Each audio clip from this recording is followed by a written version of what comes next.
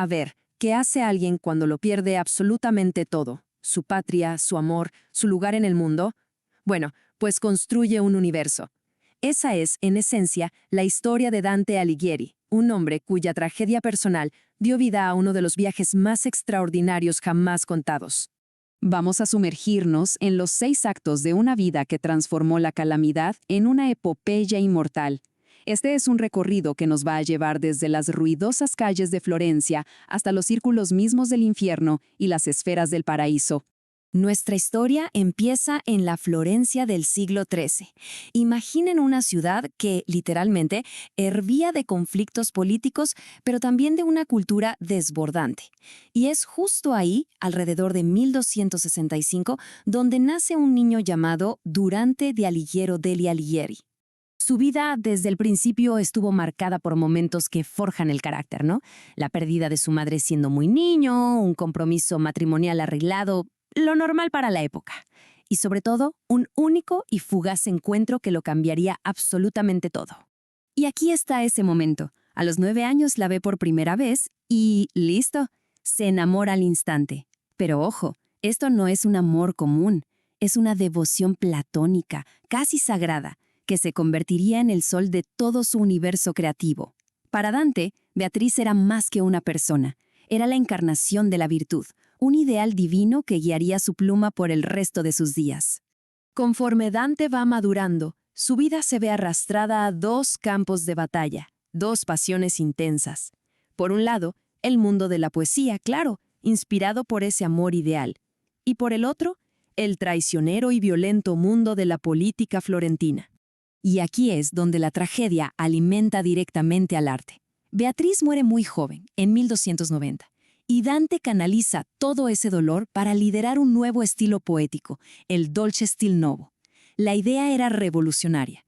Ya no se hablaba del amor terrenal, sino que se elevaba a un plano casi divino, una conexión espiritual con lo sagrado. Pero, claro, el amor y la poesía no podían protegerlo de la cruda realidad. Florencia estaba enfrascada en una guerra civil brutal. Dante era un güelfo, y no era un simple espectador, estaba metido hasta el cuello, tanto que llegó a luchar en la batalla de Campaldino en 1289. Y le fue bien en la política, ascendió muy rápido. Llegó a ser prior de Florencia, que era, para que nos hagamos una idea, uno de los cargos más altos y poderosos de la ciudad. Estaba en la cima. Pero ya sabemos cómo funcionan estas cosas, ¿no?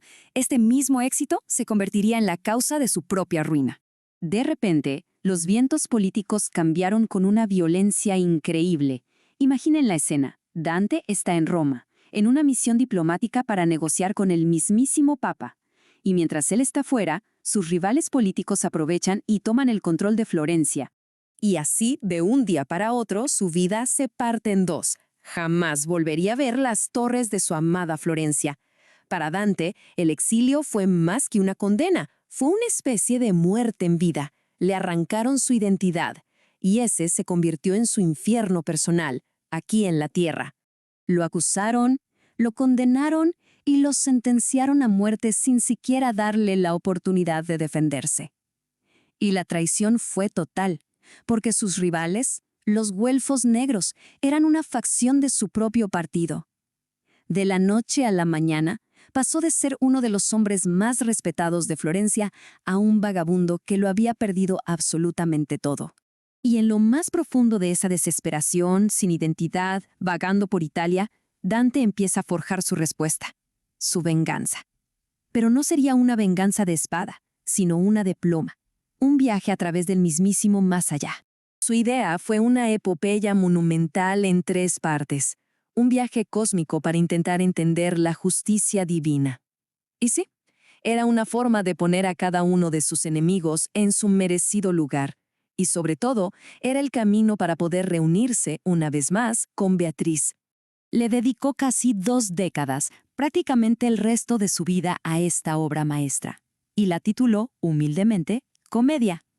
No porque fuera graciosa, sino porque a diferencia de las tragedias, las comedias eran historias que empezaban en la miseria, el infierno, y terminaban en la felicidad, el paraíso. La arquitectura del poema es una locura, un testamento a la mente medieval obsesionada con el orden divino. Todo gira en torno al número 3. Pero la innovación más revolucionaria fue el idioma. No lo escribió en latín, la lengua de los eruditos. No, lo escribió en el dialecto toscano, el que hablaba la gente común. Dante creía que el idioma del pueblo merecía la misma dignidad. Y esa decisión fue monumental. Con ella Dante no solo escribió un libro, prácticamente creó los cimientos del idioma italiano moderno. Le dio a una nación entera una voz. Al final, Dante murió en Rávena en 1321 por la malaria. Nunca pudo volver a Florencia, pero su obra sí regresó por él, y vaya que sí regresó. Se convirtió en una piedra angular de toda la cultura occidental. Es que su influencia es inmensa. Ha inspirado escritores, a pintores como Botticelli o Dalí. ¿Conocen El pensador de Rodin? Bueno, originalmente era Dante en Las puertas del infierno. Su visión llegó a la arquitectura y hasta está en la moneda de 2 euros de Italia. Su legado está, literalmente, en todas partes. Y Florencia, la misma ciudad que lo desterró, con el tiempo se arrepintió, claro, y para enmendarlo, le construyeron una tumba magnífica en 1829. Pero hay un detalle, la tumba sigue vacía. Su cuerpo descansa donde murió, en Rávena, la ciudad que lo acogió. Y esto nos deja con una última y poderosa pregunta que resuena hasta hoy. ¿Puede una patria reclamar de verdad a un poeta al que primero expulsó? Quizás la respuesta no está en una tumba, sino en el viaje eterno que él nos regaló.